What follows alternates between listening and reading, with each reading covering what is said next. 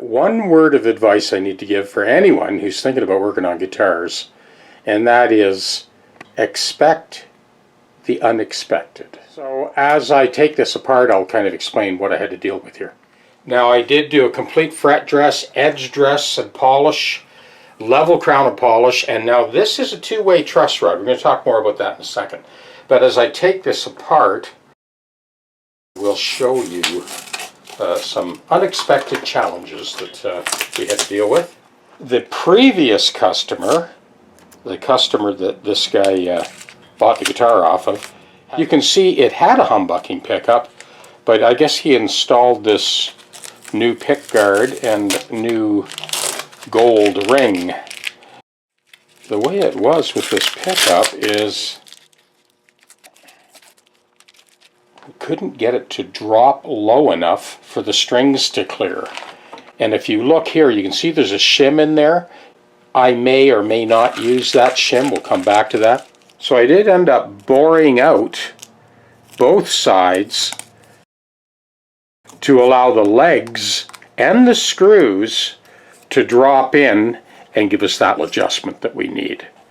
Now, the other complication was the original screws that were in here were a much smaller diameter than these ones. So I ended up using a tap in a drill to tap these out for the larger diameter and install longer, thicker screws to give us all the adjustment we need for that neck pickup. Okay, I'll set that into place now.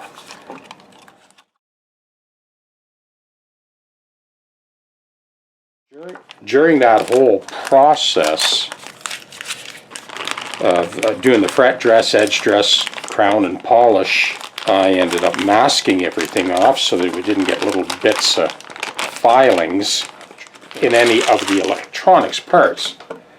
Just tuck that back into place. And both pickups were covered completely. Again, no nasty stuff sticking to the pickup magnets.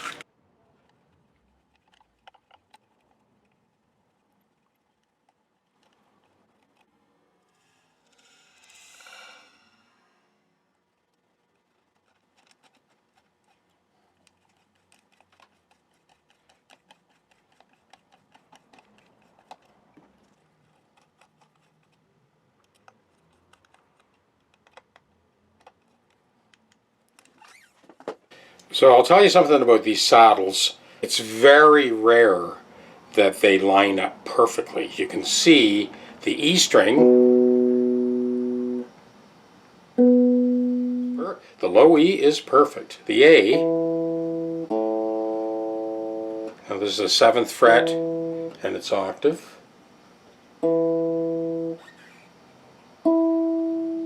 Yeah, it's 8 cents flat. That's the way it goes with these. What I tend to do is I get one string perfectly in tune, and then I adjust the saddle accordingly to get the second string in tune. So let's get that middle saddle.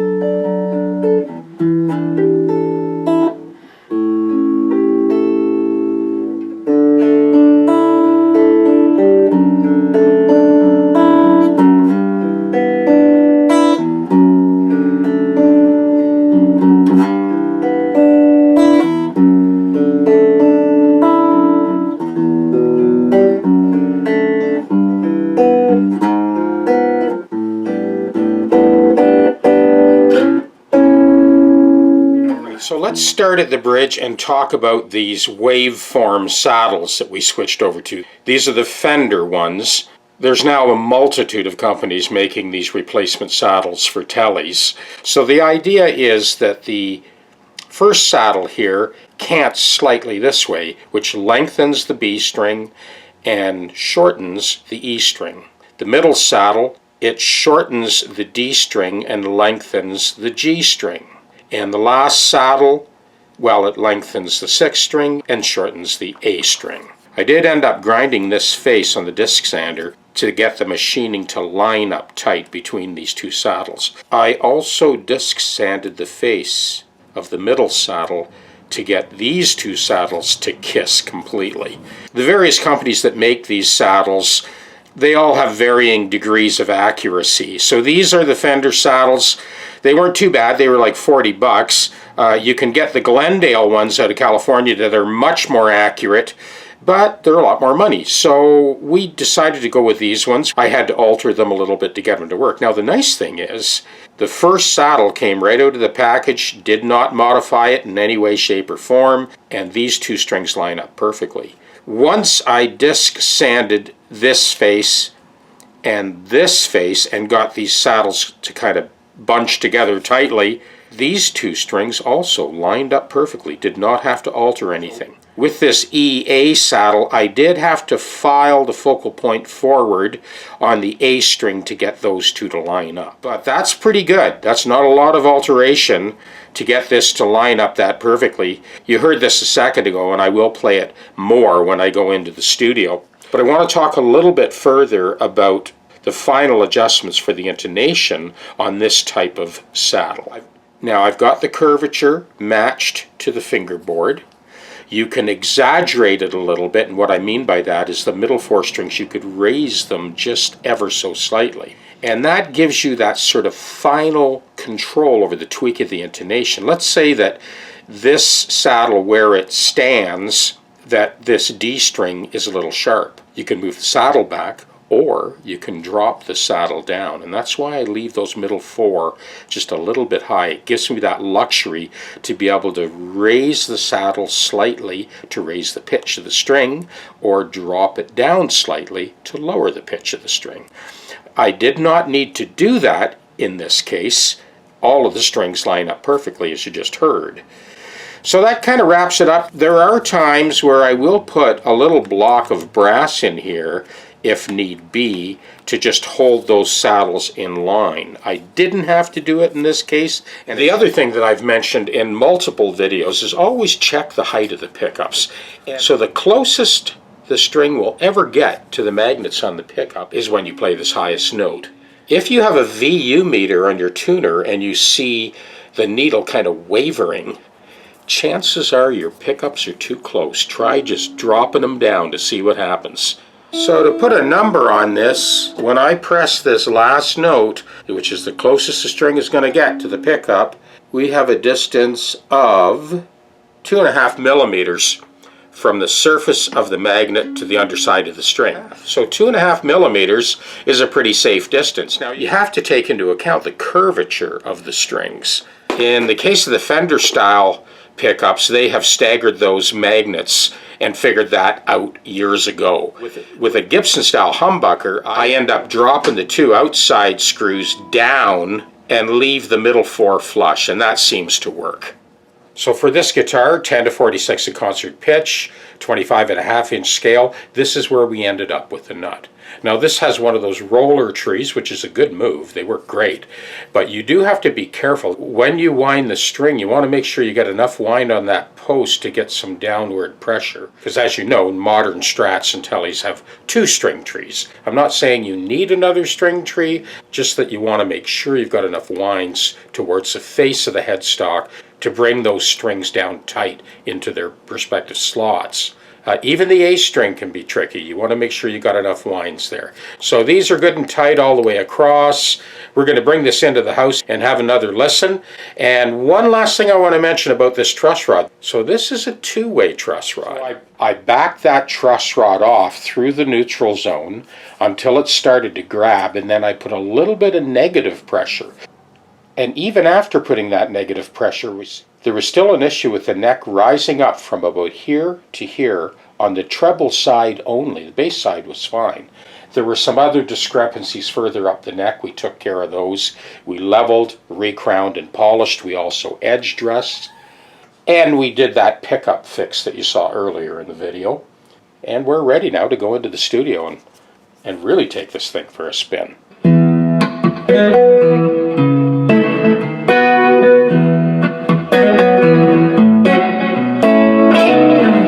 So I'm going to let that play.